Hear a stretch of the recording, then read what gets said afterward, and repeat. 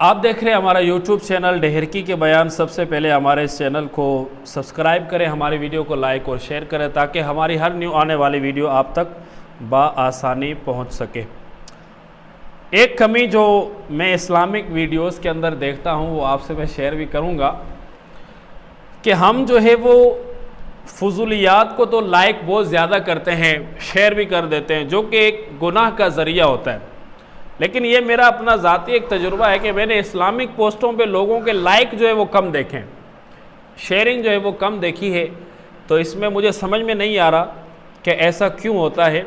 लेकिन बाहैसियत मुसलमान होने के मुताबिक नाते हमारा ये फ़र्ज़ बनता है कि हम इस्लामिक चीज़ों को लाइक करें, इस्लामिक चीज़ों को शेयर करें ताकि हमारी ज़ात से किसी को फ़ायदा तो पहुँचे। ये हमारे लिए सदका जारिया भी हो सकता है। आपने कोई वीडियो देखी, आपको अच्छी लगी, आपका वक्त ही कितना लगेगा यार उसको आगे शेयर करने में, 1 मिनट, आधा मिनट या कुछ सेकंड। शेयर का बटन क्लिक करने के अंदर कितनी देर लगेगी आपको पता नहीं होगा। आप ये नेकी करके भूल जाएंगे। आप इस नीयत के साथ शेयर का बटन दबा रहे हैं कि यार मेरी ये वीडियो लोगों तक पहुंच जाए और जिन लोगों तक पहुंचेगी वो इससे मालूमात हासिल करेंगे, इसका सवाब मुझे भी मिले। आप भूल जाएंगे कि आपने कितनी वीडियो को जो है वो शेयर किया था, लोगों तक पहुंचाया था, लेकिन वो उसका जो सवाब है ना वो आपके नामा आमाल के अंदर लिखा जा रहा है।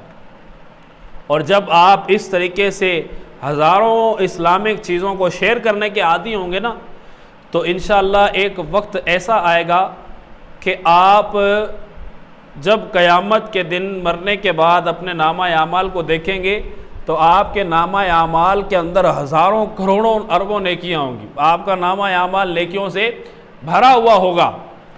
अब आप ये सवाल करेंगे कि यार मैंने तो ये नेकियां की नहीं तो कैसे आ गई। तो फरमाया कि आप तो नेकियां करके भूल गए होंगे, लेकिन ये आपके नामा आमाल के अंदर लिखा जा रहा था। आपने ऐसे काम किए कि जो सदका जारिया वाले काम थे, तो उन कामों की वजह से ना आपकी नामा आमाल के अंदर जो है वो नेकियां लिखी जा रही थी, लेकिन आपको पता भी नहीं था। तो मीठे इस्लामी भाइयों, जो इस्लामिक चीज़ें होती हैं ना, हमें उनको जो है वो फॉलो भी करना चाहिए, उनको लाइक भी करना चाहिए और साथ में शेयर भी करना चाहिए ताकि ये हमारे लिए सदका जारिया का सबब बने। हम मर जाएंगे, फौत हो जाएंगे, कब्र के अंदर चले जाएंगे, हमारी वो एक चीज़ जो है ना शेयर की हुई चीज़, वो हमारे लिए कब्र के अंदर भी सवाब का सबब बनेगी।